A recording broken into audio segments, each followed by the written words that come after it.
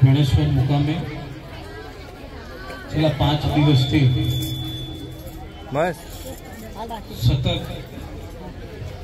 આંદોલન કરી અને પોતાના હક અને અધિકાર માટે બેઠેલા મંચ ઉપર ઉપસ્થિત આ વિસ્તારના લોકપ્રિય ધારાસભ્ય આદરણીય વિમલભાઈ ચુડાસમા, આદરણીય બાપભાઈ, જેમણે આ ભેણેશ્વર મંદિર અને આ જગ્યાના વર્ષોથી યુવક મંડળ ચલાવી અને માગણી મૂકી એવા પ્રમુખ શ્રી લક્ષ્મણભાઈ, દિનેશભાઈ, સતત જ્યારથી આંદોલન થયું ત્યારથી બંને આગેવાનો તમારા વચ્ચે જ્યાં જ્યાં જરૂર પડે ત્યાં આગેવાનોનો સંપર્ક કરી અને વધારેમાં વધારે લોકો જોડાય એવા પ્રયત્ન કરનાર આદરણીય રામભાઈ, આદરણીય દેવેન્દ્રભાઈ, આદરણીય ભીખાભાઈ, આદરણીય રાજુભાઈ ગઢિયા, રામભાઈ સોલંકી, કાનભાઈ બાંભણિયા, બધા મંચ ઉપર ઉપસ્થિત સૌ આગેવાનો અને આપ સૌ મોટી સંખ્યામાં 5 દિવસથી પોતાની રોજીરોટી મૂકી અને પોતાના અધિકાર માટે બેઠેલા સૌ ભાઈઓ તથા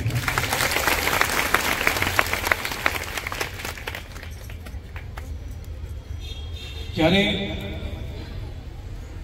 આ વિસ્તારના સાંસદ તરીકે જવાબદારી મળી હતી ત્યારે અહીંયાના લોકોની અપેક્ષા હતી કે આ જમીન સોમનાથ ટ્રસ્ટ પાસેથી આપણે ઠરાવના માધ્યમથી મળેલી,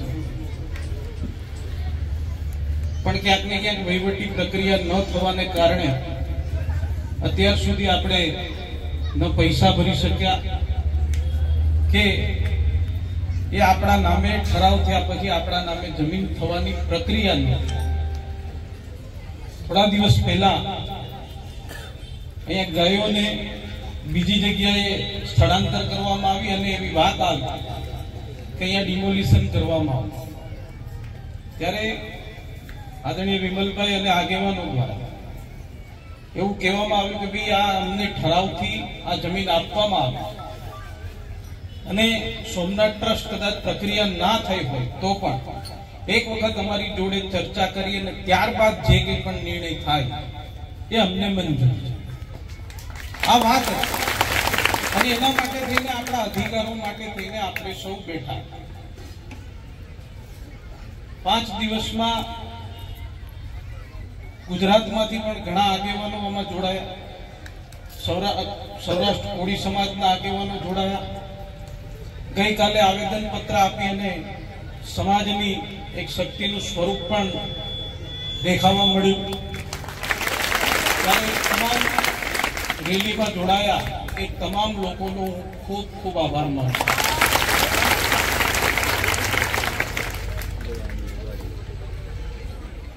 પણ આંદોલન એ આપણા અધિકાર માટે હોઈ શકે, પણ કાયમી આંદોલન કોઈ પણ આંદોલન ચાલતું નથી. આખરે કોઈ પણ નિર્ણય થતો હોય, કોઈ પણ વિવાદ થતો હોય એનું અંત સમાધાન હોય છે. આજે હું ગઈકાલે ગાંધીનગર હતો, અહીંયાના બધા આગેવાનો જોડે સંપર્કમાં હતો, ત્યાં પણ મુખ્ય લોકો જોડે ચર્ચા થઈ અને આજે સવારે કાલ રાતના મારે બધા આગેવાનો જોડે વાત થઈ હતી અને મેં કીધું હતું કે એક વખત આપણે બધા બેસી અને વહીવટી તંત્ર અરે અને સોમનાથ ટ્રસ્ટના અત્યારના જે અધિકારી હોય એમની જોઈએ બેસી અને આવનારા સમયમાં શું થઈ શકે એ ચર્ચા કરી અને ત્યારબાદ આપણે આપણો નિર્ણય કરીએ. અત્યારે વિમલભાઈ ચુડાસમા, બાપભાઈ અને બધા લક્ષ્મણભાઈ, દિનેશભાઈ, રામભાઈ, દેવેન્દ્રભાઈ અને બધા આગેવાનો, પ્રવીણભાઈ ને બધા આગેવાનો, કલેક્ટર શ્રી, એસપી શ્રી અને સોમનાથ ટ્રસ્ટમાંથી ચાવડા, આ તમામ લોકો બેસી અને એવો નિર્ણય કર્યો કે જ્યાં સુધી સોમનાથ ટ્રસ્ટ આરે આપણા આગેવાનોની બેઠક ન થાય ત્યાં સુધી અહીંયાથી કોઈ પણ પ્રકારની એક ચપટી ધૂળ પણ હટાવવામાં ન આવે.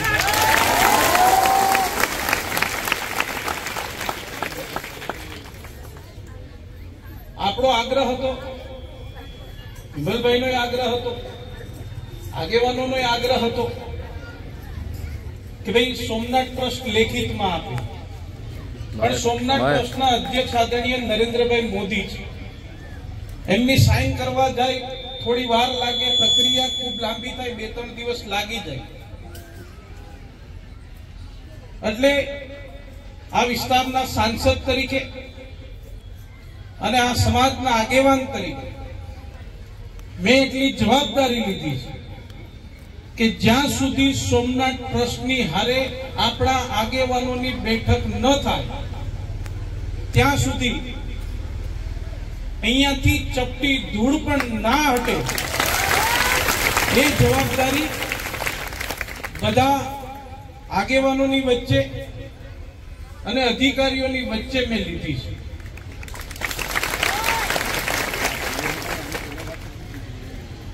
હું એવું નથી કહેતો કે મેં જવાબદારી લીધી એટલે તમારો નિર્ણય મારા નિર્ણય યારે જોડો, હું એવું નથી કહેતો, પણ હું તમને એટલો વિશ્વાસ અપાવું કે જ્યાં સુધી સમાજના આગેવાનોની બેઠક ત્યાં ન થાય ત્યાં સુધી અહીંયાથી એક પાણો નહીં પણ ચપટી ધૂળ પણ કોઈ નહીં લઈ જાય એની જવાબદારી.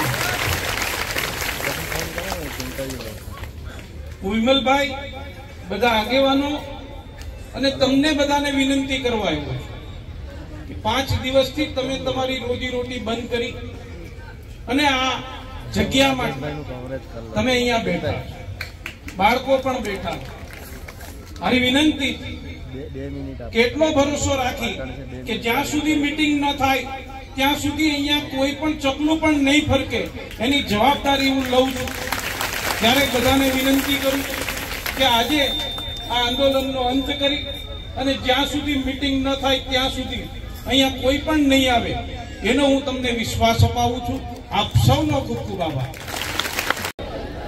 મંચ ઉપર ઉપસ્થિત આપણા સંસદ સભ્ય શ્રી રાજેશભાઈ ચુડાસમા, જિલ્લા પંચાયત સદસ્ય શ્રી બાબુભાઈ પરમાર,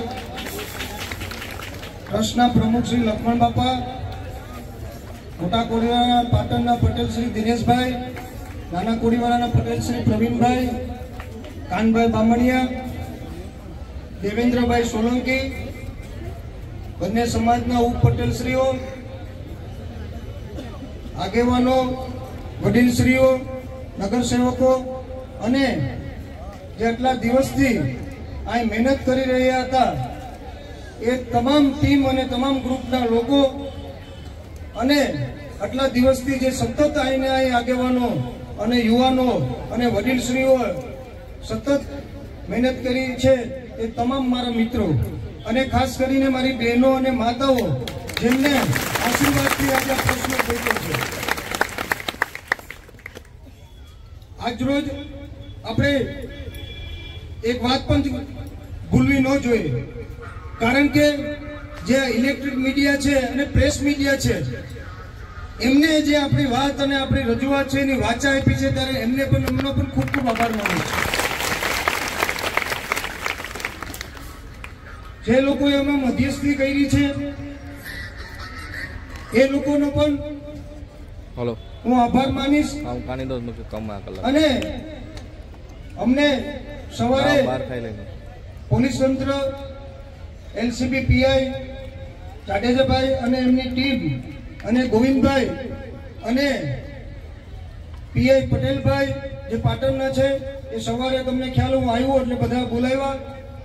અમે સમાજની વંડી, મોટા કોડીવાળા સમાજની વંડી માં ત્યાં મીટિંગ કરી, બંને પટેલની અધ્યક્ષસ્થાન નીચે, અને ત્યાં ચર્ચા કરી અને કીધું, વાતચીત થઈ અને એ લોકોએ પ્રયત્ન કર્યો, અમે વાત કરી, એકબીજાને ચર્ચા થઈ અને પછી ત્યાં વાત કરી કે ભાઈ આવી રીતે છે. એટલે કીધું કે તમારો પ્રશ્ન શું છે? એટલે અમે કીધું કે અમારો પ્રશ્ન એ છે કે જ્યાં સુધી ટ્રસ્ટ સાથે ચર્ચા ન થાય અને એનું નિવારણ ન આવે ત્યાં સુધી અહીંયા ડિમોલેશન કરવામાં ન આવે એવું લેખિતમાં અમને આપવામાં આવે.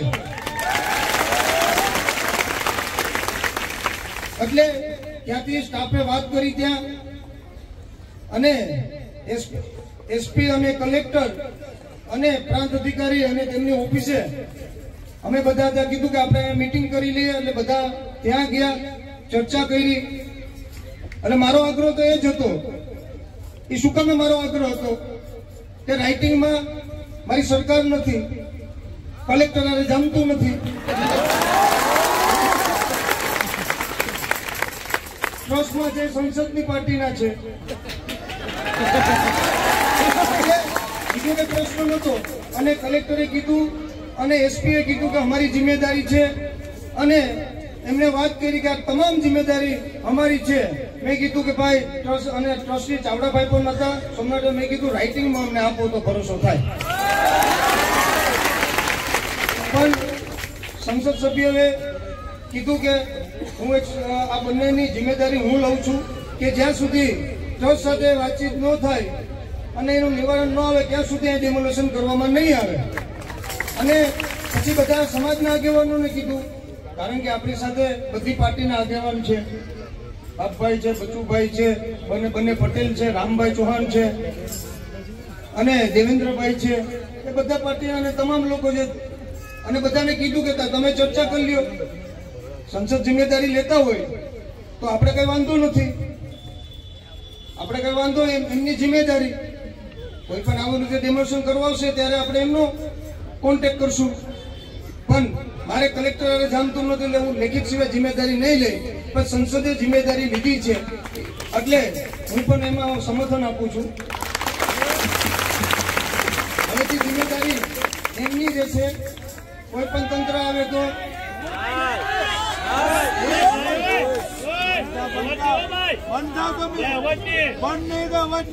મેં સમર્થન આપ્યું છે. અને બાકી તો લડાઈ કરવાની છે તો હું બેઠો છું, એમાં કઈ ચિંતા નથી. પણ આપણે કોઈકને કોઈક ઉપર ભરોસો મૂકવો જોઈએ અને બધા આગેવાનોએ ભરોસો મૂક્યો છે. અમને વિશ્વાસ છે અમે કે એ ભરોસો તૂટવા નહીં દે, કારણ કે એમને પણ સમાજની વચારે કીધું છે. એમને તો કોઈ વાત નહીં કરતું હોય એટલે જેમ સંસદ સભ્યએ કીધું છે એમ એમની જિમ્મેદારી છે. અને આપણે આ જે છે આજે ઉપવાસ છે, આજે આંદોલન છે, એ આપણે આજેથી બંધ કરી દેવું જોઈએ. અને ત્યાં સુધીમાં બધા આગેવાનો ચર્ચા કરશે અને આપણો હક અને હિસ્સો જે આપણે મળવા પાત્ર છે એ આપણે ચર્ચા કરી અને એમની પાસેથી લેશું અને આપણી વંડી બને.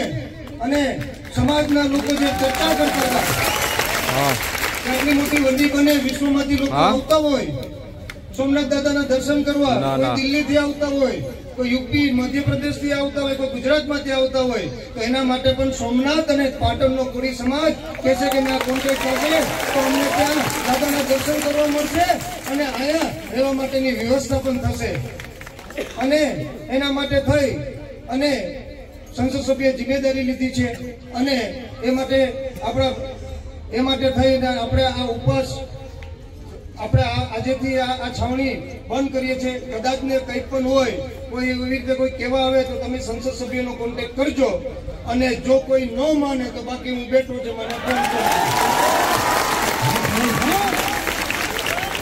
ખાસ કરીને જે સમાજના બંને પટેલો, લક્ષ્મણ બાપા અને ઉપ પટેલો અને આગેવાનો અને તમામ માજી પટેલો અને બધા સમાજના પૂર્વ અને હયાત અને તમામ એક થઈ અને બધી બહેનો માતાઓ અને તમે આ તો બીજા કોઈ હોય ને તો લગભગ 6 મહિના હાલે. આ તો કોળી સમાજ છે એટલે 4 દીમાં સમજી જવું પડે. અને એના માટે થઈ અને 4 દિવસમાં તમે કામ ધંધો બધું બંધ મૂક્યો. આમ આપણે સોમનાથ બાજુ જાય તો કોઈ કઈ મળે નહીં, આમ જાય તો જીએડીસી વાળા છે એ પણ બિચારા મહેનત કરતા હતા. ત્યાં કહેતા હતા કે ભાઈ આ પ્રશ્નો બતાવો. જીએડીસી વાળા પણ બધા કહેતા હતા, ત્યાં જે માલિકો છે એ પણ કહેતા હતા કે આ પ્રશ્નો બતાવો. અને બધી જગ્યાએ સંપૂર્ણ રીતે ખાસ કરીને તમે લોકોના પ્રયત્ન અને મહેનતથી આ બધું થયું છે. હું તો ખાલી એક માધ્યમ બન્યો હતો અને આપના આશીર્વાદ વિમલ ઉપર રહે. બાકી ગમે ત્યારે યાદ કરજો, આપણા સારા સમયમાં ના આવી શકાય. 108 સ્પીડ કરતા પણ તમારી આગળ તમારો હોશ બની દેશ સાથે મારી વાત પૂરી કરું છું. તમામ લોકોનો તમામ લોકો જેમાં સાથ સહકાર દીધો છે, તમામ લોકો કોઈનું નામ રહી ગયું તો માફ કરજો, તમામ લોકોનો ખૂબ ખૂબ આભાર.